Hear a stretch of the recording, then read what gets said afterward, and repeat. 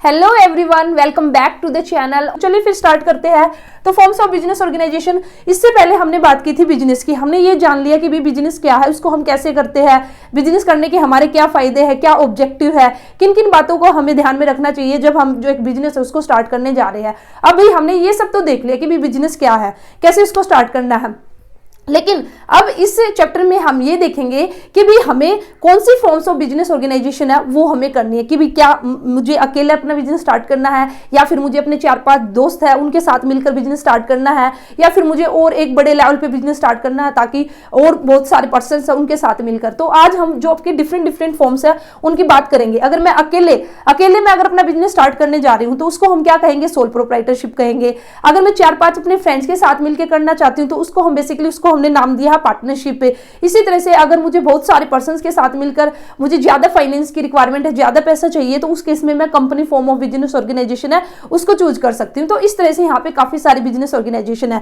तो बेसिकली जो business enterprise है, उसको अगर मेन कैटेगरीज के अंदर मैं डिवाइड करूँ तो 3 मेन कैटेगरीज है जिसके अंदर उसको डिवाइड किया गया है: प्राइवेट एंटरप्राइज, पब्लिक एंटरप्राइज और ज्वाइंट सेक्टर एंटरप्राइज। तो प्राइवेट एंटरप्राइज का मतलब क्या है कि वह बिजनेस है जो कि आपका ओन होगा, कंट्रोल होगा, मैनेज होगा, इंडिविजुअल, प्राइवेट इंडिविजुअल। ठीक है, जैसे मैंने अपना कोई भी बिजनेस स्टार्ट किया, उसकी मैं ओनर हूं, उसको मैं कंट्रोल करूंगी, उसको मैं ओन करूंगी। तो यहाँ पे जो इंडिविजुअल है या फिर ग्रुप ऑफ इंडिविजुअल है, जब वे किसी बिजनेस को कंट्रोल करते हैं, मैनेज करते हैं, तो वो क्या कहलाएगा, प्राइवेट एंटरप्राइज। वहीं पे पब्लिक की अगर बात आ गई तो भाई पब्लिक का मतलब क्या, गवर्नमेंट के हाथ में बात गई। तो वे बिजनेस एंटरप्राइज जिसका कंट्रोल है, ठीक है, जो मैनेज किए जाएंगे उसको कौन करेगी, गवर्नमेंट उसको मैनेज करेगी। तो वो किसके अंदर आएगा, हमारा पब्लिक एंटरप्राइज के अंदर। तो ज्वाइंट सेक्टर नाम से ही थोड़ा सा आइडिया हमें चल रहा है, ज्वाइंट। ठीक है, तो ज्वाइंट सेक्टर में बेसिकली क्या होगा, वह एंटरप्राइज जो कि आपकी प्राइवेट एंटरप्राइज, जो इंडिविजुअल है, ठीक है, प्राइवेट एंटरप्राइज है और पब्लिक एंटरप्राइज है, दोनों ही मिलकर क्या करती है, जब उसको कंट्रोल करती है तो उसको हम बेसिकली क्या बोलते हैं, ज्वाइंट सेक्टर हम कहेंगे। ठीक है, प्राइवेट सेक्टर के भी कंट्रोल करेगा और गवर्नमेंट भी कंट्रोल करेगी। तो जैसे इसके अंदर आपका पीपीपी मॉडल आता है, वो हम आगे बात करेंगे, अभी के लिए आप इतना ही कीजिए। तो आज की वीडियो में हम बेसिकली बात करेंगे प्राइवेट एंटरप्राइज की। तो प्राइवेट एंटरप्राइज के अंदर हम बात करेंगे 5 तरह की आपकी फॉर्म्स ऑफ ऑर्गेनाइजेशन है। सोल प्रोप्राइटरशिप है, आपका पार्टनरशिप है, ज्वाइंट हिंदू फैमिली है, कोऑपरेटिव सोसाइटी है और कंपनी। तो आज हम डिस्कस करेंगे हमारे सोल प्रोप्राइटरशिप को और ज्वाइंट हिंदू फैमिली को, या फिर हिंदू अनडिवाइडेड फैमिली भी हम इसको बोलते हैं। तो सबसे पहले बात करेंगे हम सोल प्रोप्राइटरशिप की। तो सोल प्रोप्राइटरशिप आपकी एक प्राइवेट सेक्टर एंटरप्राइज है। इसमें बेसिकली क्या होगा, देखिए सोल का मतलब क्या है, सोल का मतलब है ओनली या फिर सिंगल या फिर वन। प्रोप्राइटर का मतलब क्या है, ओनर। तो नाम से अब हमें पता चल रहा है कि भाई ये एक इस तरह की एंटरप्राइज है, इस तरह की बिजनेस ऑर्गेनाइजेशन है जिसके अंदर जो यहाँ पे सिर्फ एक ही ओनर होगा। ठीक है, एक ही ओनर होगा जो कि क्या करेगा, उस बिजनेस एंटरप्राइज को कंट्रोल करेगा, उसको मैनेज करेगा और उसको ओन करेगा। तो इस यहाँ पे जो ओनरशिप है, तो यहाँ पे अगर मैं बात करती हूँ फीचर्स की, तो फीचर्स हमारे क्या निकल के आएंगे, यहाँ पे जो ओनरशिप है वो क्या रहेगी, सिंगल रहेगी, सिर्फ एक ही ओनर है।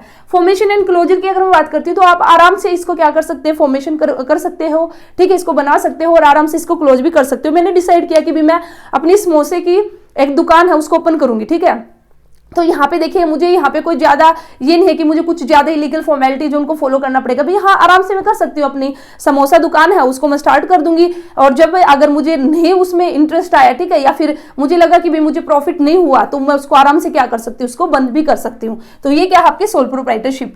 यहाँ पे लाइबिलिटी की अगर मैं बात करती हूँ तो लाइबिलिटी क्या रहेगी, अनलिमिटेड लाइबिलिटी है। ठीक है भाई, मैंने अपना बिजनेस स्टार्ट किया, समोसे की मैंने दुकान ओपन की है यहाँ पे, अब मेरी लाइबिलिटी क्या है, अनलिमिटेड है। ठीक है, अगर मैंने बाहर से किसी से पैसा ले लिया तो भाई मुझे जो उसका पैसा देना होगा, तो जो यहाँ पे अगर बाय चांस, देखिए अगर बाय चांस एक बड़े बिजनेस की बात करती हूँ, ठीक है, मैंने एक बड़ा बिजनेस स्टार्ट किया और मैंने लोन ले लिया 1 करोड़ रुपए का, 1 करोड़ का ले लिया, लेकिन कुछ ऐसी सिचुएशन हुई कि भाई मुझे बहुत ज्यादा लॉस हुआ। अब लॉस हुआ तो भाई जो मैंने लोन लिया अब उसकी पेमेंट करनी पड़ेगी, लेकिन जो मेरी बिजनेस थी, जो मेरी फर्म थी, उसकी एसेट सेल करने के बाद सिर्फ यहाँ पे 70 लाख रुपए अरेंज हुए। ठीक है, 70 लाख रुपए आपके अरेंज हुए, अब 30 लाख की और कमी है। तो वे 30 लाख कहां से आएंगे कि भी जो मेरी पर्सनल एसेट है ना, मेरी पर्सनल प्रॉपर्टी है, चाहे मेरी गाड़ी है, घर है, जो है, उसको बेचने से अब मैं बाकी के 30 लाख उसकी पेमेंट करूंगी। तो इसलिए इसको क्या बोलते हैं, अनलिमिटेड। कि भी यहाँ पे लिमिटेड नहीं है, अनलिमिटेड। अगर लिमिटेड लायबिलिटी होती ना तो फिर मेरी जो फर्म के एसेट बेचने से जो पैसा मिलता है ना, बस उतना ही मैं पे करती, बाकी मेरे जो घर है, मेरा प्रॉपर्टी है, वो मेरी सेफ रहती। किसमें? लिमिटेड में। लेकिन अनलिमिटेड में तो भाई आपके घर के जो भी बर्तन भांडे वे भी आपको बेचने पड़ेंगे, ठीक है। तो सोल प्रोप्राइटरशिप में जो लायबिलिटी है वो क्या रहेगी? अनलिमिटेड। वन मैन कंट्रोल, तो भाई एक पर्सन है, सिंगल ओनर है, उसी का कंट्रोल रहेगा, जैसा वो कहेगा वैसे ही बिजनेस चलेगा। तो इसलिए इसका एक फीचर्स क्या निकल के आया? One man control. No separate legal entity, तो यहाँ पे आपको जो सोल प्रोप्राइटरशिप है उसकी जो अलग से कोई सेपरेट लीगल एंटिटी नहीं है। अगर आप जो सोल प्रोप्राइटर है, ठीक है, अगर उसने आपके साथ धोखाधड़ी की है तो भाई आप उसी पर्सन को जाकर पकड़ोगे।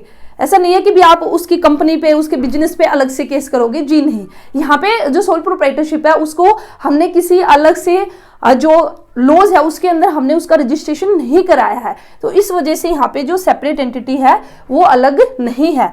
लैक ऑफ बिजनेस कॉन्टिन्यूटी, तो भाई बिजनेस कॉन्टिन्यूटी तो रहेगा ही नहीं, क्योंकि सारा का सारा किस पे डिपेंड करता है? जो सोल प्रोप्राइटर है, अकेला जो ओनर है, अगर कल को उसको कुछ हो गया, ठीक है, उसकी डेथ हो गई या फिर वो पागल हो गया, दिवालिया उसका निकल गया, तो उस केस में जो हमारा बिजनेस है वो क्या हो जाएगा? बंद हो जाएगा। तो इसलिए इसका एक फीचर क्या निकल के आया? Lack of business continuity. Next है sole risk bearer and profit recipient.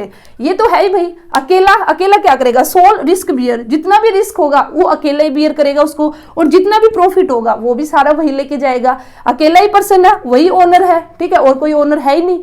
तो जितना भी रिस्क होगा रिस्क भी उसको बियर करना, और जितना भी प्रॉफिट होगा प्रॉफिट भी इसको मिलेगा।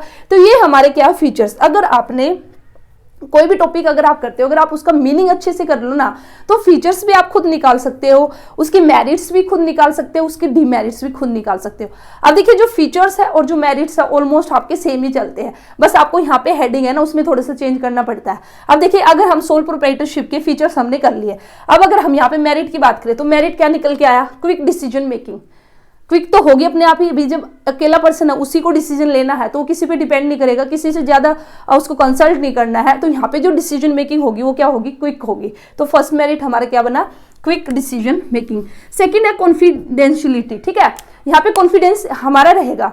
यहाँ पे भी अकेला पर्सन है, उसी को पता, वो अपने अकॉर्डिंग कर रहा है, तो उसको जो बिजनेस है उसकी जो इन्फॉर्मेशन है उसको शेयर करने की जरूरत नहीं है, तो इसलिए यहाँ पे क्या है? कॉन्फिडेंशियलिटी, ठीक है। उसके बाद है डायरेक्ट इंसेंटिव। डायरेक्ट इंसेंटिव तो है भी, जो भी प्रॉफिट होगा वो ओनर को मिलेगा, जो भी लॉस होगा उसको मिलेगा, तो भी इसलिए इसको क्या कहा कि भी डायरेक्ट है, जितना प्रॉफिट हुआ सारा किसका है? ओनर का है। उसके बाद है ई जो फॉर्मेशन एंड द क्लोजर। अभी हमने यहाँ पे भी बात की थी, ई जो फॉर्मेशन एंड क्लोजर में अभी बात की थी कि भी यहाँ पे आपको कोई भी ज्यादा आपको लीगल फॉर्मेलिटीज है वो फॉलो नहीं करनी पड़ती। कुछ केसेस ऐसे है जहाँ पे आपको थोड़ी बहुत लीगल फॉर्मेलिटीज है उनको फॉलो करना पड़ता है, या फिर किस केस में जैसे कई बार आपको लाइसेंस वगैरह की रिक्वायरमेंट हो, इस तरह का बिजनेस आप स्टार्ट करने जा रहे हो जिसमें लाइसेंस की रिक्वायरमेंट है, तो वहाँ पे तो हम बोल सकते हैं कि सम लीगल फॉर्मेलिटीज है जो कि आपको फॉलो करनी पड़ेगी। अदरवाइज यहाँ पे आराम से आप उसका फॉर्मेशन कर सकते हो और जब चाहो आप उसको क्लोज कर सकते हो। नेक्स्ट है सेंस ऑफ द अकम्प्लिशमेंट। भी मैं अकेला हूं, मेरा बिजनेस है, ठीक है, मैंने 4 घंटे काम किया, मैंने 12 घंटे काम किया, मैंने 8 घंटे काम किया, तो उससे मुझे क्या होगा? सेंस ऑफ अकम्प्लिशमेंट होगी, मुझे एक सेल्फ रिस्पेक्ट की, हाँ भाई आज मैंने इतना काम किया है, ये किया है, तो ये हमारे क्या जाएगा? इसका मेरिट्स हो जाएगा। अब डीमेरिट्स की बात करते हैं, तो अब आप खुद भी बता सकते हो कि भाई डीमेरिट्स क्या है। तो फर्स्ट हमारे क्या? लिमिटेड रिसोर्सेज तो लिमिटेड होगी, एक ही पर्सन है, ठीक है, जितनी उसके पास कैपिटल थी, जितना उसके पास पैसा था वो सारा लेके आ गया, तो कहीं ना कहीं यहाँ पे क्या है? लिमिटेड रिसोर्सेज है। उसके बाद limited life of the business. अभी बात की थी भी ओनर है, अगर उसी को कुछ हो गया तो वहीं पे हमारा बिजनेस क्या होगा? बंद हो जाएगा, तो इसलिए यहाँ पे जो लाइफ है बिजनेस की वो क्या है? लिमिटेड है। अनलिमिटेड लायबिलिटी, तो देखिए ये भी हमने फीचर में किया था ना, अनलिमिटेड लायबिलिटी, तो सेम हमने किस में रख दिया? डीमेरिट में रख दिया। तो जो फीचर्स है ना, फीचर्स में से आप मेरिट निकाल सकते हो, फीचर्स में से आप क्या निकाल सकते हो? डीमेरिट्स, ठीक है। ये भी हमने बात की थी कि सोल प्रोप्राइटरशिप में जो लायबिलिटी है वो अनलिमिटेड रहेगी। लिमिटेड मैनेजरियल स्किल, भाई एक पर्सन है, वो क्या क्या करेगा? वो परचेजिंग का भी काम कर रहा है, वो सेल करने का भी काम कर रहा है, वो एडवर्टाइजिंग का भी काम कर रहा है, ठीक है। तो ये जो मैनेजरियल स्किल है वो उसकी क्या हो जाएगी? लिमिटेड हो जाएगी। वो एक्सपर्ट तो नहीं है ना हर एक फील्ड में, ठीक है, किसी ना किसी एक स्किल में वो एक्सपर्ट होगा, तो इस वजह से यहाँ पे जो मैनेजरियल स्किल है वो क्या आएगी? लिमिटेड। तो ये था सोल प्रोप्राइटरशिप। अब हम बात करेंगे हिंदू अनडिवाइडेड फैमिली, HUF या फिर ज्वाइंट हिंदू फैमिली भी हम इसको बोलते हैं। तो पहले इंडिया के अंदर आपकी मोस्टली जो हिंदू अनडिवाइडेड फैमिली है ये आपकी देखी जाती। तो हिंदू अनडिवाइडेड फैमिली बेसिकली है क्या? ये आपका एक फैमिली बिजनेस है, own and carried on by family member by the eldest member of the family known as the karta. तो भाई ये आपका क्या एक फैमिली बिजनेस है जो कि आपका कैरी किया जाएगा, ओन किया जाएगा या कंट्रोल किया जाएगा किसके द्वारा, जो फैमिली मेंबर है उन्हीं के द्वारा। और बेसिकली यहाँ पे जो कंट्रोल होगा ना, ठीक है, या जो आपका ये हिंदू अनडिवाइडेड फैमिली है, फैमिली बिजनेस है, इसको कौन यहाँ पे ओन करता है, इसको जो एल्डेस्ट मेंबर होगा फैमिली का वो इसको चलाएगा, उसको मैनेज करेगा, और जिसको कि हम क्या बोलते हैं, कर्ता। तो पहले बेसिकली यहाँ पे अगर देखिए थोड़ा सा आगे अगर मैं जाऊं तो फीचर्स में अगर मैं जाऊं तो मैं बोल सकती हूँ फाउंड इन इंडिया ओनली। तो भाई इंडिया में ही आपके ऐसे देखा जाएगा। अगर ज्वाइंट हिंदू फैमिली की बात करें, ज्वाइंट फैमिली की अगर बात करें तो इंडिया में ही आपकी ज्वाइंट फैमिली मिलती है, ठीक है। तो इसलिए ये बेसिकली कहाँ पे पाया जाएगा, सिर्फ इंडिया के अंदर ही, govern by the Hindu law. और ये किसके द्वारा गवर्न है, हिंदू लॉ। हिंदू लॉ है जो आपका, ठीक है, 1956 से उसके रूल रेगुलेशन इस पर फॉलो होंगे। यहाँ पे जो मेंबरशिप आपको मिलती है वो बाय बर्थ आपको मेंबरशिप, ठीक है। अगर आप HUF फैमिली में आपका जन्म हुआ तो तभी से आपको उस फैमिली की, आपको उस बिजनेस की आपको क्या मिल जाएगी, मेंबरशिप आपको मिल जाएगी। तो इसलिए हम बोल सकते हैं अगर मेंबरशिप बाय बर्थ है तो जो एक माइनर है वो भी क्या बन सकता है, minor can become a member of Hindu undivided family, ठीक है। ये क्वेश्चन कई बार पूछा भी जाता है कि भाई क्या HUF के अंदर जो माइनर है वो जो मेंबर है बन सकता है, तो आंसर क्या होगा, यस, क्योंकि यहाँ पे जो मेंबरशिप है वो हमें बाय बर्थ मिलती है। तो फॉर्मेशन की बात करें तो एक हिंदू अनडिवाइडेड फैमिली के लिए आपके पास क्या होना चाहिए, एंसेस्ट्रल प्रॉपर्टी, आपकी पुश्तैनी जो प्रॉपर्टी होनी चाहिए, जायदाद आपके पास होनी चाहिए, और 2 मेंबर होने चाहिए। अगर ये 2 चीजें हैं, 2 मेंबर है, ठीक है, और आपके पास पुश्तैनी जायदाद है, ठीक है, अपने दादा परदादा की प्रॉपर्टी है, तो आप हिंदू अनडिवाइडेड फैमिली उसको स्टार्ट कर सकते हो। कंट्रोल की अगर बात करें तो कर्ता के हाथ में यहाँ पे बेसिकली कंट्रोल रहता है, और कर्ता कौन होगा, eldest member of the family, जो फैमिली का सबसे बड़ा मेंबर होगा। जैसे हमारे दादाजी सबसे बड़े मेंबर है तो दादा हमारे क्या कहलाएंगे, कर्ता कहलाएंगे, और दादा के हाथ में क्या होगा, कंट्रोल होगा।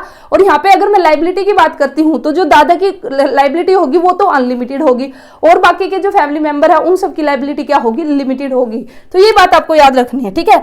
लाइबिलिटी की अगर मैं बात करती हूँ तो जो कर्ता होगा, एल्डेस्ट मेंबर ऑफ फैमिली होगा, उसकी लाइबिलिटी यहाँ पे क्या होगी, अनलिमिटेड होगी, और जो अदर हमारे मेंबर होंगे उनकी लाइबिलिटी क्या होगी, वहां पे अदर मेंबर्स की लिमिटेड होगी, ठीक है। ये बात आपको याद रखनी है। उसके बाद यहाँ पे अगर मेरिट्स की बात करते हैं, HUF का मेरिट्स क्या होगा, एफिशिएंट कंट्रोल। तो कंट्रोल यहाँ पे क्या होगा, इजिली आपका कंट्रोल यहाँ पे हो जाएगा, ठीक है, क्योंकि भी कंट्रोल होगा, फैमिली मेंबर है जो कि बिजनेस यहाँ पे कर रहे हैं, तो कहीं ना कहीं जो कंट्रोल करना है वो इजी रहेगा। उसके बाद है कंटिन्यूड बिजनेस एग्जिस्टेंस। तो बिजनेस से, जैसे कि अभी हमने सोल प्रोप्राइटरशिप में बात की थी कि lack of continuity of business है, ठीक है, वहां पे अगर ओनर को कुछ हुआ, ठीक है, ओनर को अगर कुछ हुआ तो हमारा बिजनेस क्या हो जाएगा, क्लोज हो जाएगा। बट यहाँ पे ऐसा नहीं है, अगर हमारा जो करता है अगर उसको बाई चांस कुछ हुआ, उसकी डेथ हुई, पागल हुआ वो, ठीक है, ऐसा कुछ भी हुआ, उसके बावजूद भी जो हमारा बिजनेस है वो कंटिन्यू हमारा चलेगा। क्यों, क्योंकि उसके बाद अगर बाई चांस जो eldest member of the family है या फिर जो करता है अगर उसकी डेथ होगी तो उसके बाद जो एल्डेस्ट मेंबर होगा अब फैमिली में, ठीक है, वो अब हमारा क्या बन जाएगा, कर्ता बन जाएगा। जैसे दादा को अगर कुछ हुआ, दादा अगर एक्सपायर हुए तो अब दादी जी हमारी क्या बन जाएगी, एल्डेस्ट मेंबर ऑफ फैमिली हमारी बन जाएगी, ठीक है। अच्छा, ये भी डिपेंड करेगा कि भाई यहाँ पे मेल मेंबर हो गया, फीमेल, वो अभी मैं आपको बताऊंगी। Types of Hindu undivided family हम करेंगे तब मैं आपको बताऊंगी। इसी के साथ ही यहाँ पे जो लाइबिलिटी रहेगी वो लिमिटेड लाइबिलिटी रहेगी मेंबर्स की, भी हमने बात की थी। जो करता है सिर्फ उसी की लाइबिलिटी अनलिमिटेड होगी, और जो मेंबर होंगे उनकी लाइबिलिटी क्या होगी, लिमिटेड। लॉयल्टी एंड कोऑपरेशन की अगर बात करते हैं तो भाई लॉयल्टी एंड कोऑपरेशन रहेगी, सभी फैमिली मेंबर है तो कहीं ना कहीं भी सबको ये रहेगा कि भाई हमें अपना बिजनेस उसको आगे लेके जाना है, तो यहाँ पे लॉयल्टी और जो कोऑपरेशन है वो आपका क्या होगा, इंक्रीज होगा, आपका बढ़ेगा, ठीक है। लिमिटेशन की अगर मैं बात करती हूँ तो लिमिटेशन आपके सेम जो सोल प्रोप्राइटरशिप में हमने की है, तो भाई लिमिटेड रिसोर्सेज, यहाँ पे भी रिसोर्सेज लिमिटेड है। जो उनके पास जो प्रॉपर्टी थी, जो एंसेस्ट्रल प्रॉपर्टी थी, उसी से उन्होंने अपना फैमिली बिजनेस उसको स्टार्ट किया, तो वो तो एक लिमिटेड ही हुई ना। उसके बाद अनलिमिटेड लाइबिलिटी जो करता है, करता की जो लाइबिलिटी है वो क्या होगी, अनलिमिटेड लाइबिलिटी ऑफ करता। फिर लिमिटेड मैनेजरियल स्किल्स, जो भी फैमिली मेंबर है, ठीक है, वही जिसके पास जो स्किल है उसका यूज करके वो अपना बिजनेस उसको चला रहे, तो कहीं ना कहीं जो मैनेजरियल स्किल है वो क्या होगी, लिमिटेड आपकी हो जाएगी। तो यहाँ पे 2 तरह की फैमिली है, वो भी मैं आपको थोड़ा सा बता देती हूँ। हिंदू अनडिवाइडेड फैमिली की अगर बात करती हूँ HUF की, तो एक तो है आपका दया भागा, एक आपका दया भागा और एक आपका है मिताक्षरा, ठीक है, मिताक्षरा। तो दया भागा और मिताक्षरा, दया भागा नाम से थोड़ा सा आपको आइडिया होगा, डी से आप याद रख सकते हो, दया भागा, डी मीन्स दोनों, ठीक है। तो दया भागा में हमारा मेल और फीमेल दोनों ही हमारे क्या होंगे, को पार्टनर होंगे। यहाँ पे both male and female, both male and female are co partner, ठीक है। लेकिन वहीं पे जो मिताक्षरा है, मिताक्षरा के अंदर ओनली मेल मेंबर, एम से याद रख सकते हो, मिताक्षरा में एम है तो एम से हम मेल बोल सकते हैं, सिर्फ मेल मेंबर विल बी को पार्टनर, ठीक है। तो ये जो आपका दया भागा है, दया भागा आपका कहाँ पे मिलता है, ये आपका मिलता है आसाम और आपका वेस्ट बंगाल में, ठीक है। और उनको छोड़कर, इन दो स्टेट को छोड़कर बाकी के जो स्टेट है वहां पे आपको क्या देखने को मिलेगा, मिताक्षर आपको देखने को मिलेगा, ठीक है। तो ये था आपका हिंदू अनडिवाइडेड फैमिली। तो फॉर्म्स ऑफ बिजनेस ऑर्गेनाइजेशन के अंदर हमने सोल प्रोप्राइटरशिप किया और हमने ये हिंदू अनडिवाइडेड फैमिली किया, और आज हम करने जा रहे हैं पार्टनरशिप। तो देखिए हमने की थी सोल प्रोप्राइटरशिप। सोल प्रोप्राइटरशिप का मतलब क्या है कि भाई सिंगल ओनर, सिर्फ अकेला पर्सन है जो बिजनेस को चलाएगा, जो भी रिस्क होगा उसको बियर करेगा, जो भी प्रॉफिट होगा वो उसका होगा। अभी अकेला पर्सन है तो भी कहीं ना कहीं अब देखिए रिस्क भी उसको बियर करना है। अब उसके पास जो रिसोर्सेज है वे भी लिमिटेड है। अब वो चाहता है कि मैं अपना बिजनेस उसको थोड़ा सा एक्सपेंड करूं तो उसको और यहाँ पे रिसोर्सेज की रिक्वायरमेंट होगी, ठीक है। वो चाहता है कि भी मेरा रिस्क है उसको बियर किया जाए, तो उसके लिए बेसिकली हमारा क्या आया, पार्टनरशिप आया। अब पार्टनरशिप में क्या होगा, दो या दो से ज्यादा पर्सन मिलकर एक बिजनेस उसको कैरी करेंगे। अब जो भी प्रॉफिट होगा तो वे मिलकर उसको शेयर करेंगे, जो भी वहां पे रिस्क होगा तो उसको भी वो क्या करेंगे, शेयर करेंगे। तो पार्टनरशिप बेसिकली हमारा क्या है, तो पार्टनरशिप की जो डेफिनेशन दी गई है वो है इंडियन पार्टनरशिप एक्ट 1932 सेक्शन 4 के अकॉर्डिंग। तो आपको याद रखना है इंडियन पार्टनरशिप एक्ट कौन सा है, 1932। और ऐसे ऐसे टर्म्स अगर आप लिख के आओगे पेपर के अंदर तो एक अच्छा इंप्रेशन जाएगा और आपको अच्छे मार्क्स मिलेंगे। तो भी सेक्शन 4 के अंदर जो पार्टनरशिप है उसको डिफाइन किया कैसे, it is a relation between the persons who have agreed to share the profits of the business carried on by all or any one of them acting for all। तो इस definition का मतलब क्या है कि partnership क्या है, एक रिलेशन है बिटवीन द पर्सन, जो पर्सन है उनके बीच का एक रिलेशन है जो कि एग्रीड हुए है। एग्रीड का मतलब क्या है कि भी उन्होंने एक एग्रीमेंट किया है। क्या एग्रीमेंट किया है, to share the profit of a business, की भी वे एक बिजनेस करेंगे और फिर उसका जो भी प्रॉफिट होगा उसको शेयर करेंगे, और जो वह बिजनेस होगा कैरिड ऑन बाय ऑल, या तो भाई सभी मिलकर उस बिजनेस को कैरी करेंगे या फिर एनी वन ऑफ देम, या फिर उनमें से कोई एक बिजनेस को कैरी करेगा, एक्टिंग फॉर ऑल, भी सबकी तरफ से कोई एक है वो बिजनेस को क्या करेगा, कैरी करेगा, या फिर सभी मिलकर उस बिजनेस को कैरी करेंगे और उस बिजनेस का जो भी प्रॉफिट होगा उसको वो शेयर करेंगे। तो इस तरह का जो एग्रीमेंट जब कुछ पर्संस मिलकर करते हैं तो इसको बेसिकली हम क्या बोलते हैं, पार्टनरशिप इसको हम कहेंगे, ठीक है। तो अब देखिए, तो पार्टनरशिप के लिए जो सबसे मोस्ट इंपोर्टेंट क्या निकल के आया, यहाँ पे आपका क्या होगा, एग्रीमेंट होगा। अब जो ये एग्रीमेंट होगा तो ये एग्रीमेंट क्या होगा कि भाई ये आपका ओरल में भी हो सकता है और रिटर्न में भी हो सकता है, लेकिन अच्छा माना जाता है कि भी हम रिटर्न में रखें ताकि इन फ्यूचर अगर कोई भी कॉन्फ्लिक्ट्स आपके अराइज हो तो फिर हमारे पास रिटर्न में होगा ना, क्योंकि भी मुंह जबानी आपका होगा, ठीक है। ओरल में अगर होगा तो दिक्कत हो सकती है, बोल सकते कि भी नहीं मैंने तो ये बोला था, आपने ये बोला था, ठीक है। लेकिन वही बात अगर रिटर्न में होगी तो भी कोई भी अपनी बात है उससे मुकर नहीं पाएगा, ठीक है। तो अब फीचर्स की अगर मैं बात करती हूं तो मैंने पहले भी आप लोगों को बताया और अब भी बताऊंगी कि भाई आप जब भी कोई भी टॉपिक करो, ठीक है, अगर आपने उसका मीनिंग कर लिया ना तो मीनिंग में से फीचर्स निकल के आएंगे, मीनिंग में से मेरिट्स निकल के आएगी, मीनिंग में से डिमेरिट्स, ठीक है। तो अगर आपने फीचर्स निकाल लिए मीनिंग में से तो फिर जो फीचर्स है ना उसी के पॉइंट्स आपके मेरिट्स में जाएंगे और उसी के पॉइंट्स आपके डिमेरिट्स में जाएंगे। अब देखिए फीचर्स हम कैसे डेफिनेशन में से निकालते हैं, जो मैंने आप लोगों को डेफिनेशन बताई है। तो फर्स्ट फीचर्स क्या हमारा, यहाँ पे पहले ये देखिए आपका फॉर्मेशन, ठीक है। तो फॉर्मेशन अभी हमारी जो पार्टनरशिप हमने की है वो किससे हुई है, एग्रीमेंट से, who have agreed to share the profit. तो फर्स्ट हमारा क्या होगा कि भी जो पार्टनरशिप है उसकी फॉर्मेशन कैसे होगी, हमारा एक एग्रीमेंट होगा। एग्रीमेंट हमारा ओरल, अभी मैंने बात की ओरल में भी हो सकता है और रिटर्न में भी हो सकता है। तो वहीं पे अगर हम बात करते हैं लायबिलिटी की, तो जो लायबिलिटी है वो पार्टनर्स की क्या रहेगी, अनलिमिटेड। जैसे सोल प्रोप्राइटरशिप में क्या था, अनलिमिटेड थी, तो सेम हमारा क्या है पार्टनरशिप में भी क्या होगी, अनलिमिटेड। अगर ऐसी सिचुएशन आई कि भाई जो यहाँ पे जो लाइबिलिटी है वो ज्यादा क्रिएट यहाँ पे हुई, तो भी उसकी जो पर्सनल एसेट है पार्टनर की उसको भी यूज किया जाएगा फर्म के डेट की पेमेंट करने में, ठीक है। और यहाँ पे नंबर ऑफ पार्टनर्स की अगर मैं बात करती हूं तो पार्टनरशिप में आपको याद रखना है कि भाई मिनिमम कम से कम 2% चाहिए अगर आप पार्टनरशिप स्टार्ट करने जा रहे हो, और मैक्सिमम यहाँ पे जो लिमिट रखी गई है वो आपकी 50। मोस्ट इंपोर्टेंट है, आपका एमसीक्यू भी यहाँ से आ सकता है, ठीक है। तो मिनिमम 2 और मैक्सिमम हमारे 50। इसी के साथ ही यहाँ पे थर्ड फीचर्स हमारा बैलेंस डिसीजन मेकिंग। देखिए भाई एक तो 1% डिसीजन ले, एक 4-5% डिसीजन लेंगे, तो वे मिलकर डिसीजन लेंगे तो कहीं ना कहीं हमारी जो डिसीजन मेकिंग क्या होगी, बैलेंस्ड और एक अच्छा डिसीजन लिया जाएगा। लैक ऑफ द कंटिन्यूटी, तो फीचर्स में अगर मैं बात करती हूं तो लैक ऑफ द कंटिन्यूटी क्या है कि भाई जो पार्टनर्स है, अगर किसी पार्टनर्स की डेथ हो जाए, ठीक है, या उसने रिटायरमेंट ली या फिर पागल हुआ, उस केस में हमारा जो पार्टनरशिप है वो हमारी क्या हो जाएगी, खत्म हो जाएगी।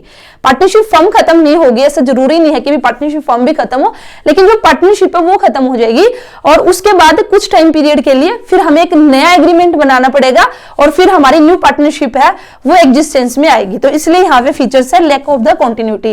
रिस्क बियरिंग की अगर हम बात करते हैं तो भाई जितने पार्टनर्स होंगे वे सभी मिलकर क्या करेंगे, जो रिस्क है उसको बियर करेंगे, ठीक है। इसी के साथ ही यहाँ पे म्यूचुअल एजेंसी, तो म्यूचुअल एजेंसी का मतलब क्या है, जो यहाँ पे लाइन है ना, the profit of the business से यहाँ पे जो carried on by all and any one of them और एक्टिंग फॉलो। तो म्यूचुअल एजेंसी का मतलब क्या है, हर एक पार्टनर्स क्या है, principal as well as agent. तो भी एक पार्टनर अगर प्रिंसिपल है तो वो एजेंट भी है। इट मीन्स कि भाई वो जो काम करेगा, ठीक है, वो जो भी काम करेगा तो जो दूसरे पार्टनर्स है उनको वे बाइंड होंगे उसके काम के प्रति। इसी तरह से यहां मैं बोल सकती हूँ कि भाई अगर उसने ऑर्डर दिया है तो दूसरे जो पार्टनर्स है उनको मानना पड़ेगा इन द सेम वे, जो अदर पार्टनर्स है जो वे कहेंगे उसको भी मानना पड़ेगा। तो इसलिए यहाँ पे क्या है, एक म्यूचुअल एजेंसी रिलेशनशिप यहाँ पे पार्टनरशिप के अंदर पाया जाएगा कि जो पार्टनर्स है वो प्रिंसिपल भी है और एज वेल एज हमारा क्या है, एजेंट्स भी है, ठीक है। अब मेरिट्स की अगर हम बात करें तो मेरिट्स में अब क्या आएगा हमारा, देखिए आपको यहाँ पे जो पार्टनरशिप के मेरिट्स है वो जो सोल प्रोप्राइटरशिप है ना उसके अकॉर्डिंग आपको मेरिट्स बनाने हैं। अब वहां पे हमारे पास जो फंड्स है लिमिटेड थे सोल प्रोप्राइटरशिप में, तो इसका मेरिट्स क्या बनेगा, यहाँ पे मोर फंड आ गए। पहले 1% पैसा लेके आया था, कैपिटल कंट्रीब्यूट की थी 1% ने। अब पार्टनरशिप की बात करेंगे तो भाई 2 या 2 से ज्यादा पर्सन होंगे तो ज्यादा कैपिटल कंट्रीब्यूशन होगा, इसलिए फर्स्ट मेरिट्स हमारा क्या बनेगा, मोर फंड से। इसी के साथ ही ये जो फॉर्मेशन है, तो ये यहाँ पे जो पार्टनरशिप है उसकी फॉर्मेशन है वो बिल्कुल आराम से आप कर सकते हो, क्योंकि मैंने क्या बताया कि एक एग्रीमेंट होगा और उस एग्रीमेंट, वो आपका एग्रीमेंट है वो ओरल भी हो सकता है और रिटर्न भी हो सकता है। तो भी आप आराम से अपनी क्या कर सकते हो, पार्टनरशिप है उसको स्टार्ट कर सकते हो, क्योंकि जो पार्टनरशिप आपकी फर्म होगी उसका रजिस्ट्रेशन कराना आपका कंपलसरी नहीं है। अगर आप चाहो तो रजिस्ट्रेशन है वो करा सकते हो और अगर ना चाहो तो आप ना भी कराओ, इसलिए यहाँ पे इजिली आप इसको क्या कर सकते हो, फॉर्म कर सकते हो, ठीक है। अब देखिए मैंने यहाँ पे लिखा है आपका सेकंड, नेक्स्ट हमारा जो मेरिट होगा वो क्या होगा, देखिए अभी फीचर्स में से मैंने मेरिट्स निकाल दिया, बैलेंस डिसीजन मेकिंग, इसलिए मैंने इसको ऐसे एरो करके दिखाया कि आप फीचर्स में से पॉइंट उठा सकते हो कि भी बैलेंस डिसीजन मेकिंग आपकी किस में रहेगी, पार्टनरशिप में, जो अभी मैंने आपके सामने डिस्कस किया है। इसी के साथ ही नेक्स्ट हमारा क्या है, रिस्क बियरिंग शेयर, ठीक है। तो भाई यहाँ पे क्या होगा, जो रिस्क है वो अब उसको शेयर किया जाएगा बिटवीन द पार्टनर्स के बीच में, तो ये भी हमारा क्या हो जाएगा, मेरिट हो जाएगा। अब इसी के साथ ही अगर मैं बात करती हूँ डीमेरिट की, तो डीमेरिट क्या है, अभी अभी हमने बात की कि जो लायबिलिटी होगी पार्टनर्स की वो क्या होगी, अनलिमिटेड, तो ये हमारा क्या हो जाएगा, डीमेरिट हो जाएगा, ठीक है। जो अभी हमने फीचर में बात की थी लिमिटेड रिसोर्सेज, अभी तो हमने बात की थी यहाँ पे मोर फंड्स की, लेकिन यहाँ पे अब हम बोल रहे हैं लिमिटेड रिसोर्सेज। तो जब हम डीमेरिट्स करेंगे तो अब हम पार्टनरशिप को कंपनी से कंपेयर करेंगे। जब हम कंपनी की बात करेंगे तो कंपनी में हमारे और ज्यादा शेयर होल्डर्स होंगे, बहुत सारे, एक तरह से ओनर्स होंगे जो बहुत सारा पैसा लगाएंगे, तो उसके कंपेयर में यहाँ पे क्या है, जो रिसोर्सेज है हम कहेंगे कि भाई जो हमारे रिसोर्सेज है वो क्या है, लिमिटेड है। उसके बाद लैक ऑफ द कंटिन्यूटी, ये भी अभी मैंने आपको यहाँ पे फीचर्स में डिस्कस किया, सेम है।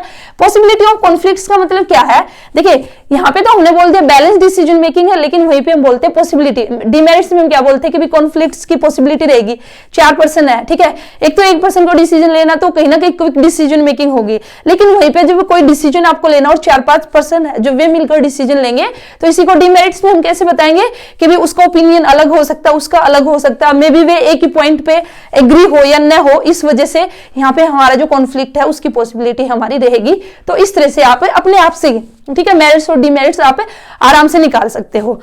तो अब मैंने यहाँ पे लिखा पार्टनरशिप डीड। अब ये पार्टनरशिप डीड भी क्या है, तो देखिए हमने क्या बात की कि जो पार्टनरशिप है वो कैसे एग्जिस्टेंस में आई, एक एग्रीमेंट हुआ, ठीक है।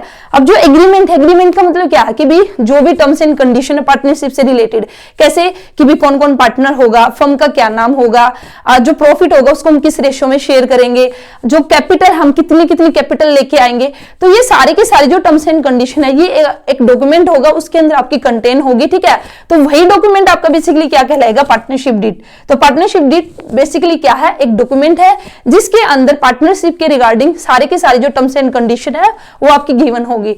तो वो कौन कौन सी, अभी मैंने आपको बताया कि फर्म का नाम क्या है, हम किस तरह की फर्म में बिजनेस वो कर रहे हैं, कौन कौन पार्टनर होंगे, उनका नाम क्या, उनका एड्रेस क्या है, किसको कितनी सैलरी मिलेगी, कौन कितनी कैपिटल लेके आएगा, कैपिटल पे इंटरेस्ट मिलेगा या नहीं मिलेगा, तो सारी की सारी टर्म्स एंड कंडीशन कहां पे गिवन होगी, पार्टनरशिप डीड में, ठीक है। तो जो पार्टनरशिप डीड है या जो एग्रीमेंट है वो मैंने बताई दी, आपको बार बार बता रही हूँ, ओरल या रिटन आपकी मर्जी है, कैसे भी आप रख सकते हो, लेकिन रिटर्न रखना आपका अच्छा रहेगा। तो ये था कि आपका पार्टनरशिप है। अब हम बात कर लेते हैं टाइप्स ऑफ पार्टनर्स की, ठीक है। टाइप्स ऑफ पार्टनर्स की बात करती हूं तो 6 टाइप्स ऑफ पार्टनर्स की हम बात करेंगे। तो वे कौन कौन से है, तो देखिए active, sleeping, secret, nominal, partners by estoppel और पार्टनर्स बाय होल्डिंग आउट। अब ये आपको कैसे करना, बुक के अंदर एक बार रीडिंग लेना, लेकिन मैं यहाँ पे इतना अच्छे से, ये चार्ट है ना, इससे आपको अच्छे से समझ में आ जाएगा, और आप ऐसे चार्ट से भी ड्रॉ कर सकते हो, ठीक है। तो टाइप्स ऑफ पार्टनर्स हमने यहाँ पे जो पार्टनर्स बताए हैं, किस बेस हमने क्या क्या बेसिस लिया है, कैपिटल कंट्रीब्यूशन, मैनेजमेंट और प्रॉफिट एंड लॉस और लायबिलिटी। तो इस बेस पे हम बताएंगे, 4 बेसिस हमने लिए हैं, इस बेस पे बताएंगे कि भाई एक्टिव पार्टनर हम किसको कहेंगे, स्लीपिंग किसको कहेंगे। तो देखिए नाम से अब आपको आइडिया हो जाएगा पार्टनर का। एक्टिव का मतलब क्या कि भी जो एक्टिव रहेगा, तो भाई ये जो कैपिटल कंट्रीब्यूट भी करेगा, पैसा भी लगाएगा, ये मैनेजमेंट में पार्टिसिपेशन भी करेगा, मीन जो भी डिसीजन मेकिंग होगी उसमें भी पार्टिसिपेशन करेगा, जो भी प्रॉफिट और लॉस होगा उसको भी शेयर करेगा, और जो लायबिलिटी है वो क्या रहेगी, अनलिमिटेड। हमने बात की ही थी कि पार्टनरशिप के अंदर जो लायबिलिटी है वो क्या रहेगी, अनलिमिटेड। तो आपको एक पॉइंट तो याद रखना कि जितने भी पार्टनर्स होंगे, ठीक है, उन सभी की लायबिलिटी तो क्या रहेगी, अनलिमिटेड रहेगी। तो ये तो आपको याद रखना है। उसके बाद अब आपको देखना कि भी कौन पार्टनर है वो कैपिटल कंट्रीब्यूशन करेगा, मीन से पैसा लेके आएगा, कौन मैनेजमेंट में पार्टिसिपेट करेगा, कौन प्रॉफिट एंड लॉस में पार्टिसिपेट करेगा। तो एक्टिव पार्टनर सारे काम करेगा, वो पैसा भी लेके आएगा, वो डिसीजन मेकिंग में भी पार्टिसिपेट करेगा, ठीक है, जो भी प्रॉफिट होगा या फिर लॉस होगा उसमें भी वो शेयर करेगा, और लायबिलिटी तो सबकी अनलिमिटेड रहेगी। अब बात करते हैं स्लीपिंग। स्लीपिंग या फिर इसको डोरमेंट पार्टनर भी बोलते हैं, ठीक है, स्लीपिंग या फिर इसको डोरमेंट पार्टनर भी बोलते हैं। कभी डोरमेंट वर्ड आ जाए और फिर आप कंफ्यूज हो जाए भाई ये क्या है, ये सेम आपका। तो देखिए नाम से ही थोड़ा सा आइडिया, भी स्लीपिंग सो रहा है, तो ये पार्टनर बोलता है कि भाई, वो बोलता है कि भाई ये ले पैसे, मैं पैसे लगाऊंगा लेकिन मैं कोई भी पार्टिसिपेशन नहीं करूंगा, मुझे आराम से सोने दो, ठीक है। वो क्या बोलता है, भाई मुझे तो आराम, पैसा ले जा और मुझे आराम से सोने दो। इट मीन्स जो स्लीपिंग पार्टनर होगा, जो डोरमेंट पार्टनर होगा, वो कैपिटल कंट्रीब्यूट तो करेगा, पैसा तो लगाएगा, ठीक है, लेकिन वो मैनेजमेंट में पार्टिसिपेशन नहीं करेगा, एक्टिवली पार्टिसिपेट नहीं करेगा डिसीजन मेकिंग में। हाँ, लेकिन उसने पैसा लगाया है तो भी वो प्रॉफिट एंड लॉस तो शेयर करेगा, ठीक है, और जो लायबिलिटी है वो सभी की अनलिमिटेड रहेगी। ये मुझे बताने की जरूरत ही नहीं है बार बार। अब उसके बाद देखिए सीक्रेट पार्टनर। अब हमारा क्या होगा, सीक्रेट का मतलब क्या कि भी किसी को पता ही नहीं है, ठीक है। तो ये एक ऐसा पार्टनर है जो भी वैसे तो पार्टनर है, लेकिन जो पब्लिक है, पब्लिक को ये नहीं पता है कि भाई ये पर्सन भी क्या है, पार्टनर है, ठीक है, तो उसको हम बोलते हैं सीक्रेट। अभी बस पब्लिक को ही तो नहीं पता ना ये पार्टनर है, अदरवाइज पार्टनर है तो ये सारे काम करेगा, ये कैपिटल भी लेके आएगा, मैनेजमेंट में पार्टिसिपेट करेगा, प्रॉफिट एंड लॉस को भी शेयर करेगा, और लायबिलिटी तो इसकी अनलिमिटेड रहेगी। अब नेक्स्ट है नॉमिनल। नॉमिनल मींस नाम मात्र, कि भी नाम का पार्टनर। नाम का कैसे कि भी इसने सिर्फ अपना नाम दिया है, अपना नाम यूज करने के लिए दिया है एज ए पार्टनर, वैसे ये पार्टनर नहीं है। लेकिन अब पब्लिक, जनता तो क्या सोचेगी, जनता को थोड़ी ना पता है कि भी इसने और कुछ किया नहीं, वो तो भी नाम से ही पता उसको रहेगा कि भी हाँ ये भी पार्टनर है, ठीक है।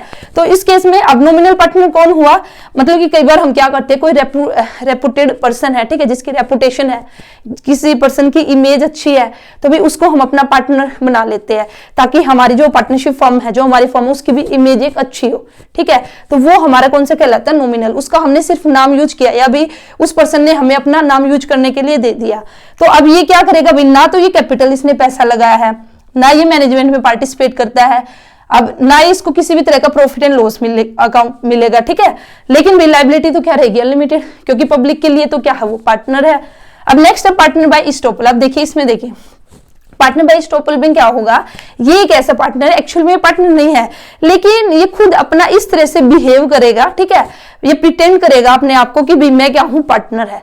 अब भाई किसी तीसरे पर्सन के सामने अगर इसने इस तरह से प्रिटेंड किया कि भाई ये पार्टनर है, तो भाई वो तो जो तीसरा पर्सन होगा वो तो यही सोचेगा ये पार्टनर है, ठीक है। तो इस वजह से इसकी लायबिलिटी तो क्या होगी, अनलिमिटेड।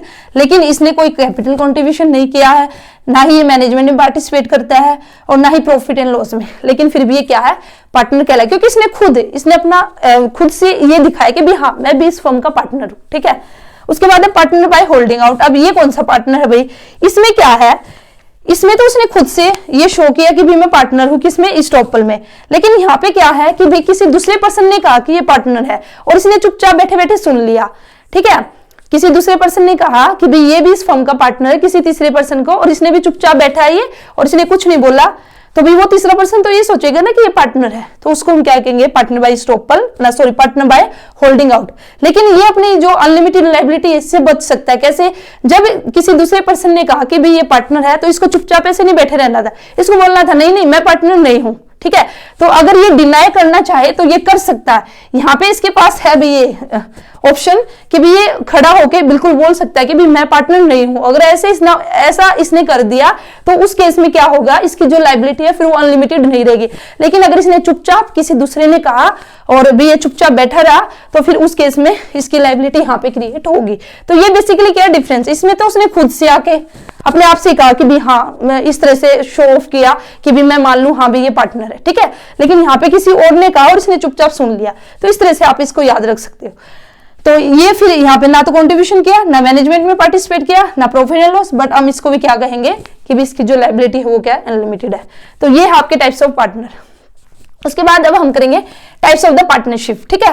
पार्टनर्स की बात की, अब पार्टनरशिप फर्म की भी टाइप्स ऑफ पार्टनरशिप की बात करते हुए कितने तरह की आपकी जो पार्टनरशिप है वो हो सकती है। तो मैंने यहाँ पे जो बेसिस लिए, 2 बेसिस लिए, on the basis of duration या फिर on the basis of time भी हम इसको बोल सकते हैं, ठीक है। और on the basis of liability के बेस पे।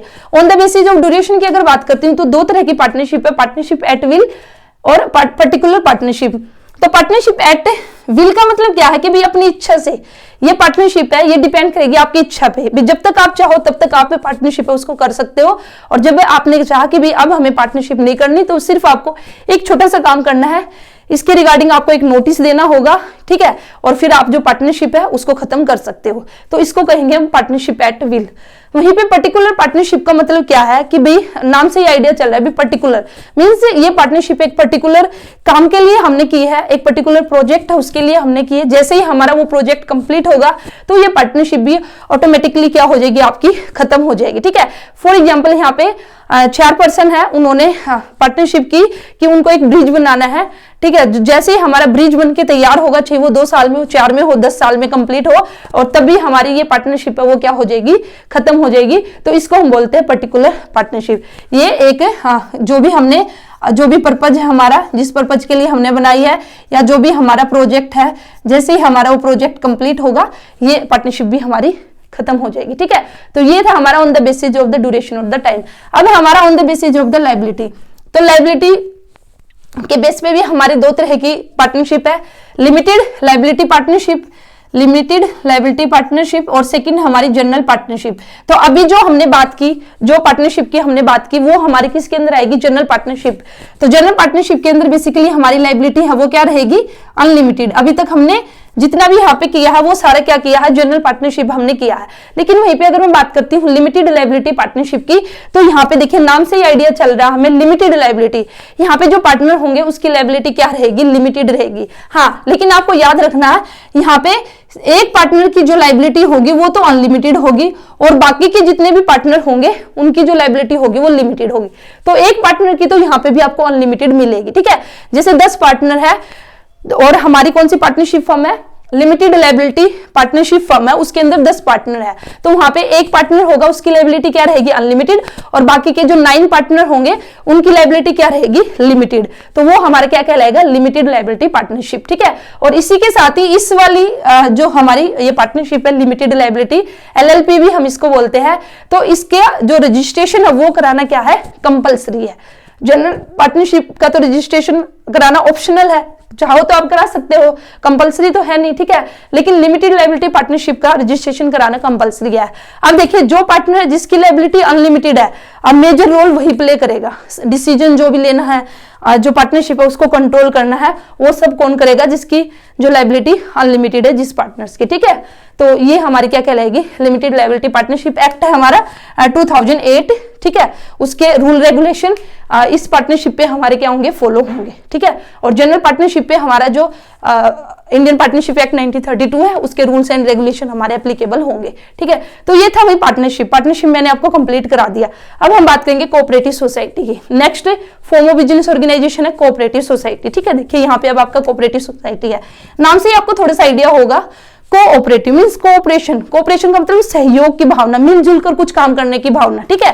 तो कोऑपरेटिव सोसाइटी बेसिकली हमारा क्या है, ये एक voluntary association of persons who join together for mutual help. तो बेसिकली ये क्या है, एक वॉलंटरी एसोसिएशन ऑफ पर्सन्स है, ठीक है। कुछ पर्सन्स है, कुछ मिलकर भाई वॉलंटरीली उन्होंने मिलकर यहाँ पे एक एसोसिएशन की है, वे ज्वाइन एक साथ वे इकट्ठे आए हैं फॉर म्यूचुअल, एक दूसरे की हेल्प करने के लिए।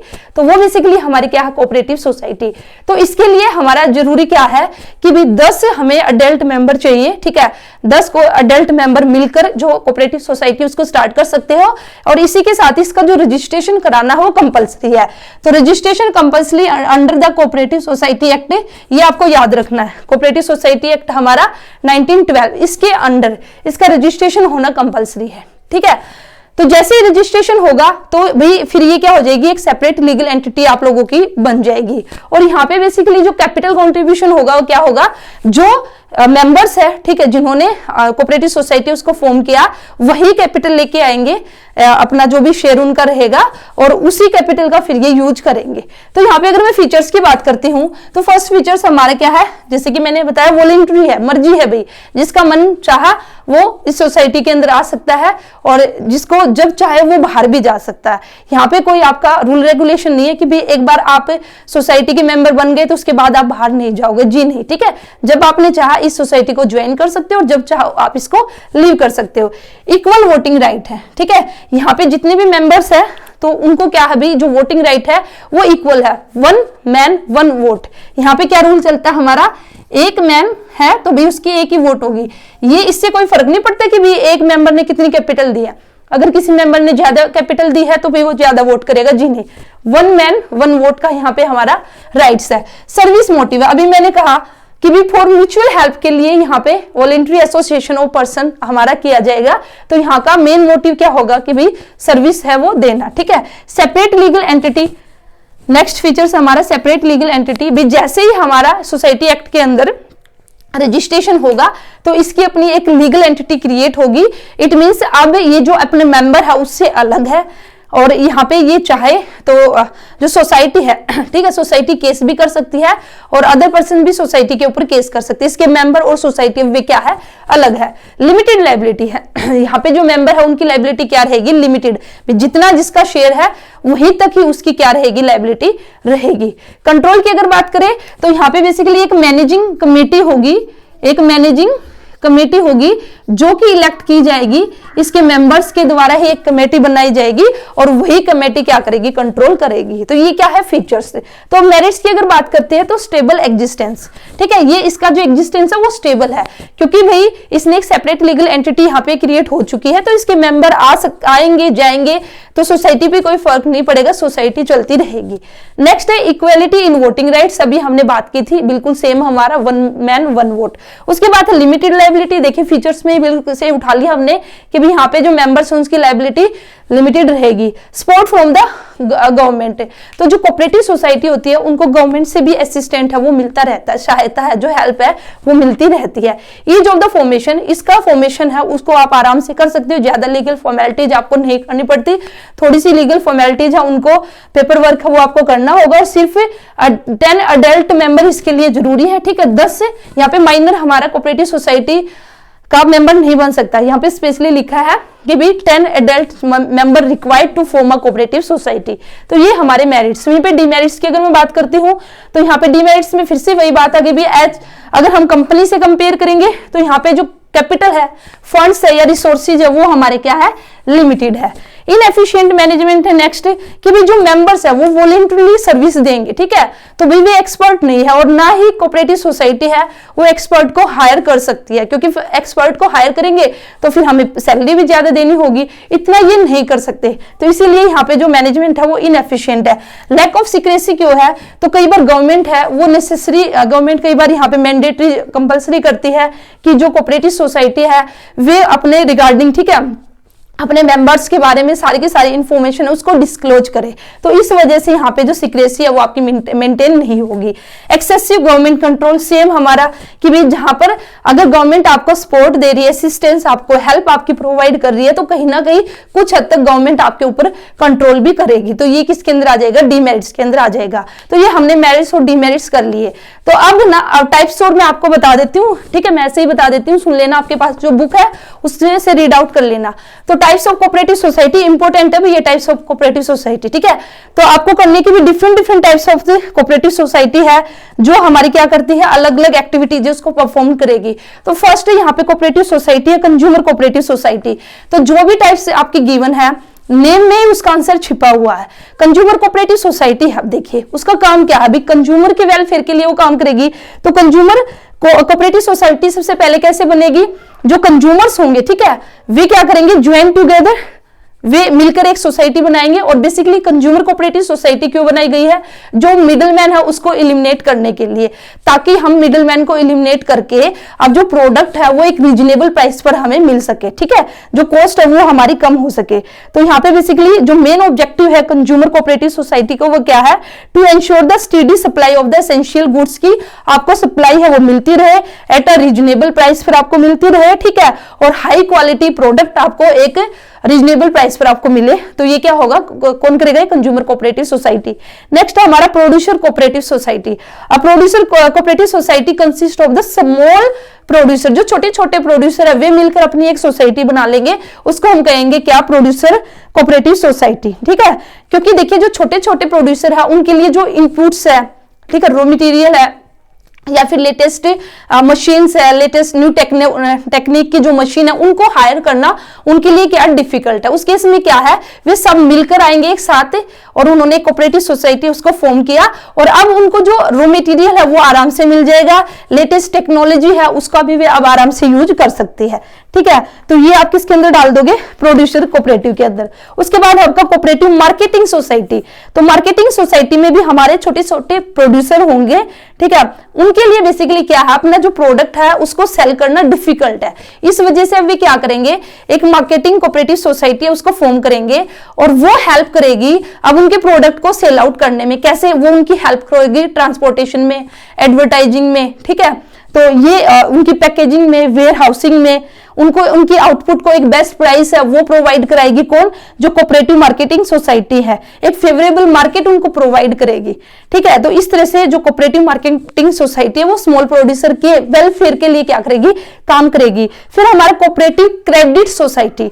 तो क्रेडिट सोसाइटी नाम से ही पता है कि भाई यहाँ पे जो क्रेडिट मिलेगा, जो लोन दिया जाएगा मेंबर को, वो एक रीजनेबल रेट पे दिया जाएगा। जो मनी लेंडर्स है, जो ज्यादा rate of interest, high rate of interest जो चार्ज करते हैं, भाई उनसे बचने के लिए हमारी क्या है, कोऑपरेटिव क्रेडिट सोसाइटी है उसकी फॉर्मेशन हमारी की गई है, ताकि लोन है वो एक इजी टर्म्स पर और लो रेट ऑफ इंटरेस्ट पर जो मेंबर्स है उनको मिल सके। Cooperative farming society. अब कोऑपरेटिव फार्मिंग सोसाइटी है वो किसके लिए काम करेगी, फार्मर्स के लिए, जो छोटे छोटे स्मॉल फार्मर्स है, ठीक है, उनको सीड्स नहीं मिल पाते, उनको फर्टिलाइजर्स जो टेक्निक है, ठीक है, फर्टिलाइजर्स उनको करना है, इरिगेशन है या फिर अदर मॉडर्न टेक्निक है, ठीक है, वो उनको नहीं मिल पाती, तो वो उनको कौन प्रोवाइड करेगा, कोऑपरेटिव फार्मिंग सोसाइटी। फिर हमारे कोऑपरेटिव हाउसिंग सोसाइटी, नाम से आइडिया हाउसिंग। अब ये क्या करेगी, ये भाई ये प्रोवाइड करेगी एक रेजिडेंशियल अकोमोडेशन, ठीक है, फॉर देयर मेंबर, जो उनके मेंबर्स है उनको भी हाउस प्रोवाइड करेगी, घर प्रोवाइड उनको करेगी, ठीक है।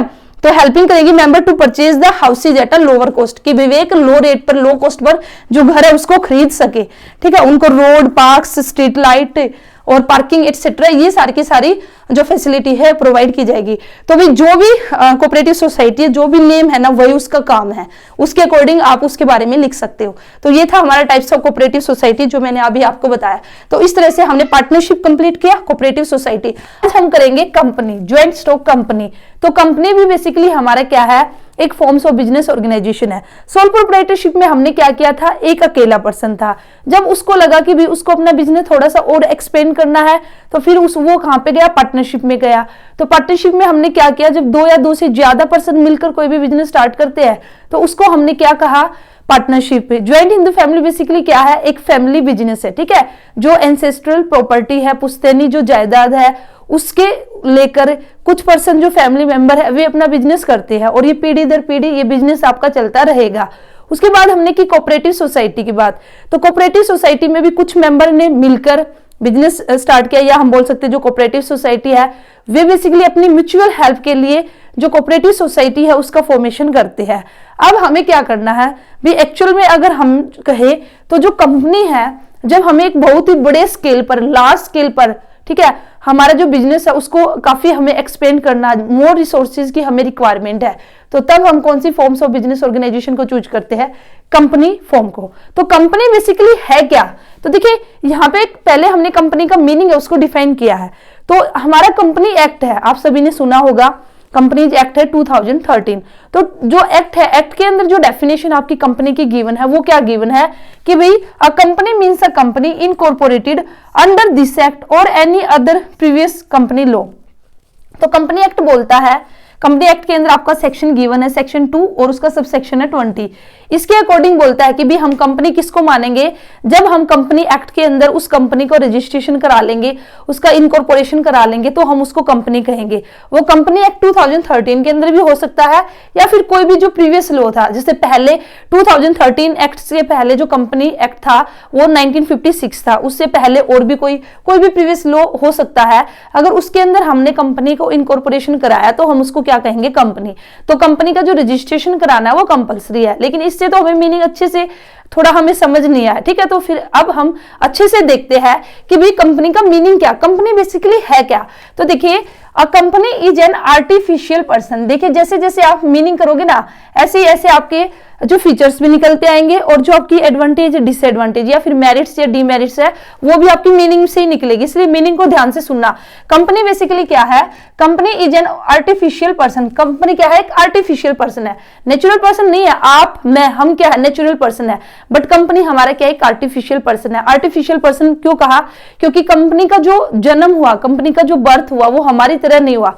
जो कंपनी का बर्थ हुआ वो कैसे हुआ है, जो लॉ है, लॉ ने उसको क्रिएट किया है, और कल को अगर हमें कंपनी को बंद करना पड़े तो लॉ के द्वारा ही कंपनी है जो उसको बंद किया जाएगा। इसलिए हम बोलते हैं कंपनी क्या है, एक आर्टिफिशियल पर्सन है, having a separate legal entity, ठीक है, और इसकी अपनी एक सेपरेट आइडेंटिटी है, ठीक है। ये अपना जो ओनर है उससे क्या है, सेपरेट है, ये एक अपनी आइडेंटिटी रखती है। कैसे, जैसे अगर मैं बात करती हूं जियो, ठीक है, रिलायंस की अगर मैं बात करती हूं तो मुकेश अंबानी है, ठीक है, और रिलायंस है। तो रिलायंस क्या है, कंपनी है, और रिलायंस की अपनी क्या है, मुकेश अंबानी से अपनी एक सेपरेट एंटिटी है। सेपरेट एंटिटी का मतलब क्या है कि भी ये क्या कर सकती है, ये अपने बिहाफ पे केस भी कर सकती है, इसके ऊपर भी कोई केस कर सकता है, ये प्रॉपर्टी भी खरीद सकती है, बेच सकती है, ठीक है। तो इसलिए कंपनी क्या, basically company is an artificial person having a separate legal entity perpetual succession. तो परपिचुअल सक्सेशन का मतलब क्या है कि भी कंपनी है वो हमारी चलती रहेगी, जो उसके मेंबर्स है उनका इस पर इफेक्ट नहीं पड़ेगा, मेंबर्स आते रहेंगे जाते रहेंगे, कंपनी का उस पर कोई भी प्रभाव नहीं होगा, कंपनी चलती रहेगी। जैसे कि अगर हम बात करते हैं रिलायंस कंपनी को ही हम ले लेते, रिलायंस को लेंगे, पहले धीरू भाई अंबानी थे, ठीक है, अब धीरू भाई अंबानी नहीं है तो रिलायंस कंपनी तो अब भी है, ठीक है। तो इस तरह से तो कंपनी के अंदर बेसिकली जो मेंबर है या फिर शेयर होल्डर्स है वे आते रहेंगे जाते रहेंगे, बट कंपनी हमारी चलती रहेगी। तो इसलिए हम बोलते हैं perpetual succession. And a common seal. तो कॉमन सील का मतलब क्या है, भाई कंपनी की एक कॉमन सील है। कॉमन सील मीन्स कंपनी का अपना एक सिग्नेचर है। देखिए जो नेचुरल पर्सन है, हम और आप क्या सिग्नेचर कर सकते हैं, कंपनी ऐसा कर सकती है नहीं। तो इसलिए हमने कंपनी की एक कॉमन सील रखी है, मीन्स एक मोहर, भी वो मोहर हम लगा देंगे तो वो क्या काम करेगी, वो कंपनी के सिग्नेचर का काम करेगी कि भी हाँ ये जो डॉक्यूमेंट है इस पे जो डीलिंग की है इस कंपनी ने की है, ठीक है। तो इस तरह से कंपनी का मीनिंग बेसिकली क्या निकल के आया, A company is an artificial person having a separate legal entity, perpetual succession and a common seal, ठीक है। और इसी के साथ ही आप ये भी डाल देना कि भी जो हमारा सेक्शन है 2 सबसेक्शन 20 ऑफ द एक्ट 2013 उसने डिफाइन किस तरह से कंपनी को किया है। तो ये था हमारा भी कंपनी। अब हम बात करेंगे जो कंपनी है उसके फीचर्स की।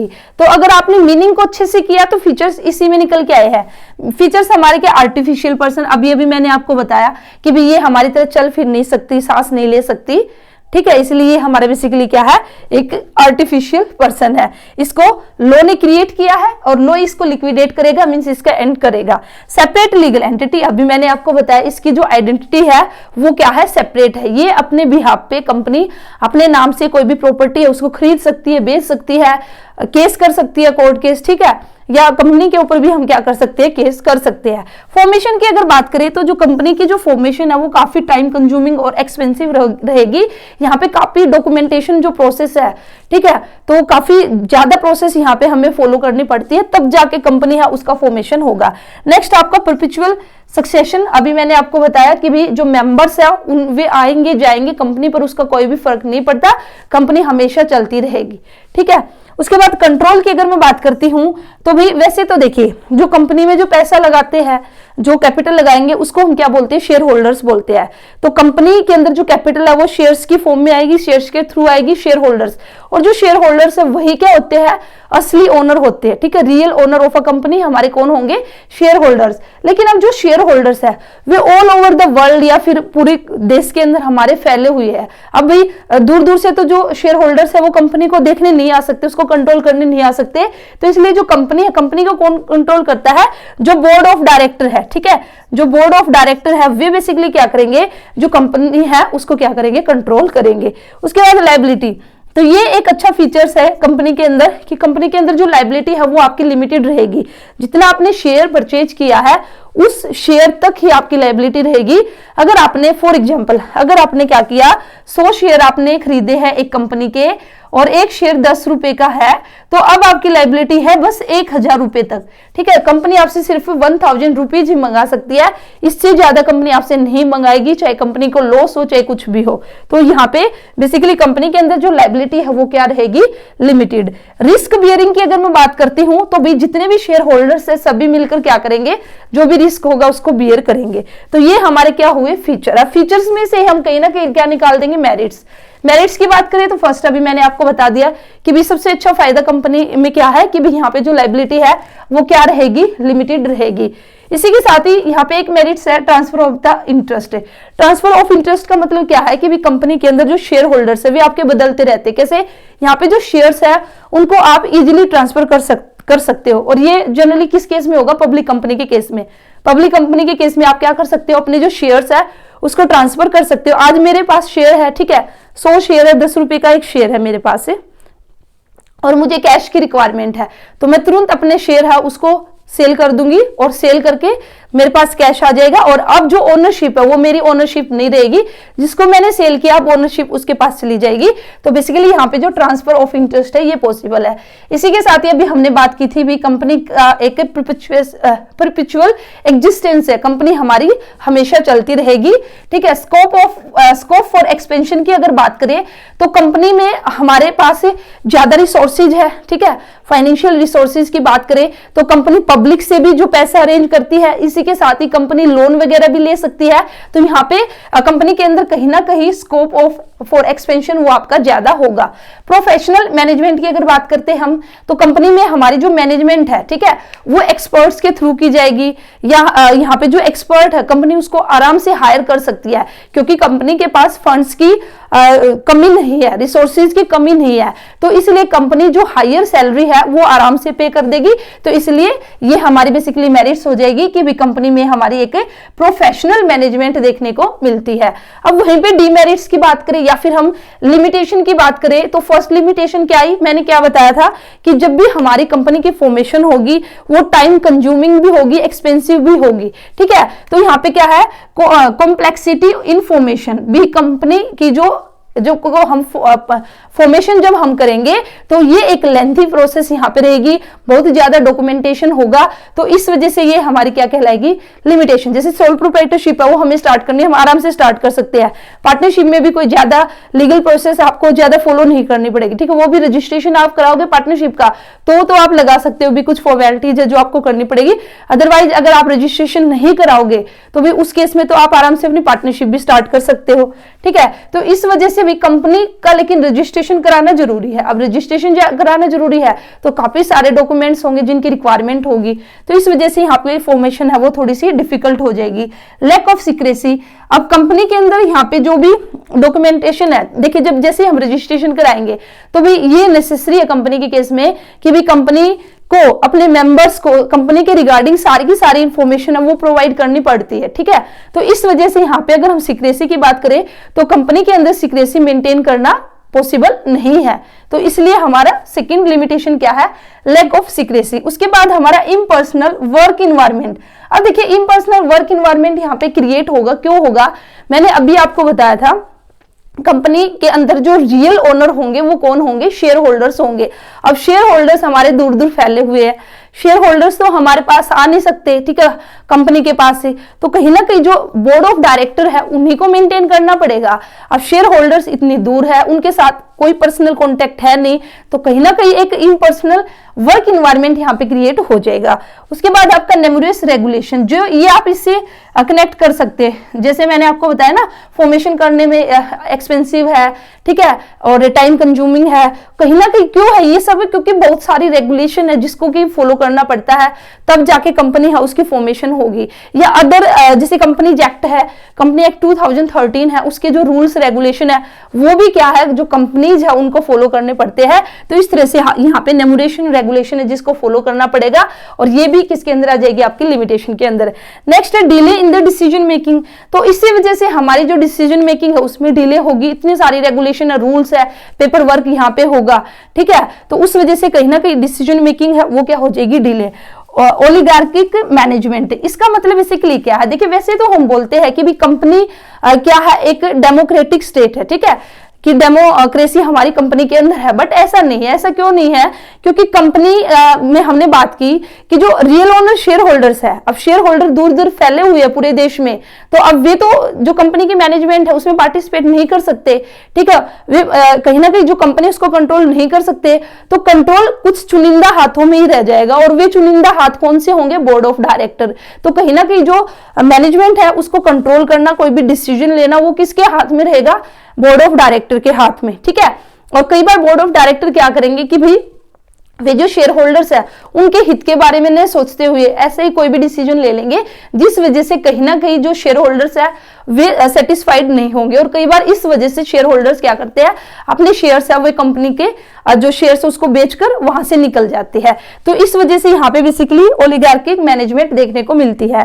Conflict in the interest, conflict in interest की अगर बात करते हैं, कंपनी के साथ कितने सारे स्टेक होल्डर्स है जो कि जुड़े हुए हैं, कंज्यूमर अपना फायदा देखना चाहेंगे, एम्प्लॉइज अपना फायदा देखने चाहेंगे, ठीक है, इसी तरह से शेयर होल्डर चाहेंगे कि भाई उनका फायदा हो। तो इस तरह से यहाँ पे जो इंटरेस्ट है डिफरेंट डिफरेंट स्टेक होल्डर का, उनके बीच में कॉन्फ्लिक्ट राइज होगा, क्योंकि सभी को साथ में लेके चलना थोड़ा सा यहाँ पे क्या है, डिफिकल्ट हो जाएगा। तो ये बेसिकली क्या हो जाएगी, हमारी लिमिटेशन। अब हम बात करेंगे टाइप्स ऑफ कंपनी की, तो वैसे तो बहुत सारी टाइप्स आपकी कंपनी की, लेकिन यहाँ पे बेसिकली हम बात करेंगे तीन तरह की company, public company, private company और OPC. OPC means one person company. ये आपका जो वन पर्सन कंपनी कॉन्सेप्ट है, ये आपका अभी जो आपका 2013 एक्ट जो आया, कंपनीज एक्ट 2013 आया, वही ये वन पर्सन कंपनी का जो कॉन्सेप्ट है उसको लेकर आया। उससे पहले वन पर्सन कंपनी नहीं थी, उससे पहले सिर्फ पब्लिक कंपनी और प्राइवेट कंपनी थी। तो देखिए पब्लिक कंपनी और प्राइवेट कंपनी, यहाँ पे मैं डिफरेंस के थ्रू आपको बताऊंगी, मीनिंग आपको ऐसे समझ में आ जाएगा। तो बेसिकली पब्लिक कंपनी क्या है कि भी पब्लिक कंपनी में जो होती है वहां पे जो पब्लिक है ना, पब्लिक को हम इनविटेशन भेजते हैं कि भी जो भी शेयर्स है उसको सब्सक्राइब करे, पब्लिक से हम जो पैसा उसको क्या करेंगे, अरेंज करेंगे। लेकिन प्राइवेट कंपनी में आपका ऐसा नहीं होगा, ठीक है। और इसी के साथ ही पब्लिक कंपनी में हम बेसिकली क्या कर सकते हैं, जो अपने शेयर्स है उसको ट्रांसफर कर सकते हैं, बट प्राइवेट कंपनी में ऐसा नहीं होगा। तो देखिए यहाँ पे अगर डिफरेंस हम लेके चले उससे आपको अच्छे से क्लियर होगा कि पब्लिक कंपनी क्या है, प्राइवेट कंपनी क्या है। तो सबसे पहले अगर हम मेंबर की बात करें तो भाई हमारी पब्लिक कंपनी की फॉर्मेशन के लिए हमें मिनिमम 7 मेंबर चाहिए, और मैक्सिमम की यहाँ पे कोई भी लिमिट नहीं है, मैक्सिमम आप कितने भी मेंबर रख सकते हो। लेकिन वहीं पे अगर आप प्राइवेट कंपनी फॉर्म करना चाहते हो तो आपको मिनिमम 2 मेंबर चाहिए, और मैक्सिमम यहाँ पे लिमिट आपकी 200, ठीक है। उसके बाद डायरेक्टर की अगर बात करें तो पब्लिक कंपनी में आपके मिनिमम 3 डायरेक्टर्स रिक्वायर्ड है और मैक्सिमम आपके 15। प्राइवेट कंपनी में भी आपके मिनिमम 2 रहेंगे और मैक्सिमम आपके 15 ही रहेंगे। और इसी के साथ ही अगर मैं ओपीसी में भी बताना चाहूं तो ओपीसी में आपका 1 डायरेक्टर रहेगा मिनिमम और 15 आपके रहेंगे मैक्सिमम। तो मैक्सिमम तो तीनों में ही आपके 15 रहेंगे, ठीक है। बस आपका चेंज किस में होगा, 1% प्राइवेट और पब्लिक, इसको ऐसे याद रख सकते हो। 1% कंपनी में 1 डायरेक्टर चाहिए, प्राइवेट कंपनी में 2 डायरेक्टर और पब्लिक में 3, ठीक है। ट्रांसफर ऑफ इंटरेस्ट की अगर हम बात करते हैं तो मैंने आपको क्या बताया, जो पब्लिक कंपनी है वो जो इंटरेस्ट है उसको ट्रांसफर, जो शेयर्स है उसको हम पब्लिक कंपनी में ट्रांसफर कर सकते हैं, but it is not possible in the case of private company. Private company में हम जो इंटरेस्ट है उसको ट्रांसफर नहीं कर सकते, ठीक है। Invitation to public to subscribe, तो ये हमारा इनविटेशन पब्लिक कंपनी में हम इनवाइट करते हैं, पब्लिक को हम बोलते हैं कि भी हमने शेयर इशू किए, आप सब्सक्राइब कीजिए, बट ऐसा हमारा प्राइवेट कंपनी में नहीं होगा। वहीं पे अगर हम बात करते हैं पब्लिक कंपनी के पीछे, पब्लिक कंपनी के पीछे आपको लिमिटेड वर्ड लगाना जरूरी है, और प्राइवेट कंपनी के पीछे आपका प्राइवेट लिमिटेड, ठीक है, PYT आपको जरूर लगाना है, प्राइवेट लिमिटेड।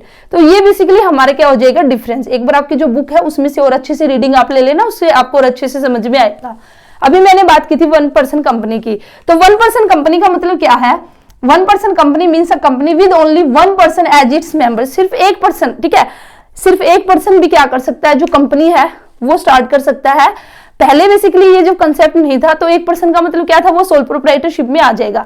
बट अब 2013 जो एक्ट आया उसने कहा कि भी एक आदमी भी अकेला, 1% भी एज ए मेंबर बन के वो क्या कर सकता है, अपनी कंपनी है उसको क्रिएट कर सकता है। वो कैसे करेगा, उसके लिए उसको रजिस्ट्रेशन कराना पड़ेगा।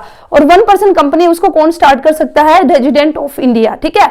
रेजिडेंट ऑफ इंडिया होना चाहिए भी, जो नेचुरल पर्सन होना चाहिए और इंडिया का रेजिडेंट होना चाहिए, वो क्या कर सकता है, 1% कंपनी है उसको स्टार्ट कर सकता है। और 1%, एक से ज्यादा ओपीसी है उसको स्टार्ट नहीं कर सकता, ठीक है।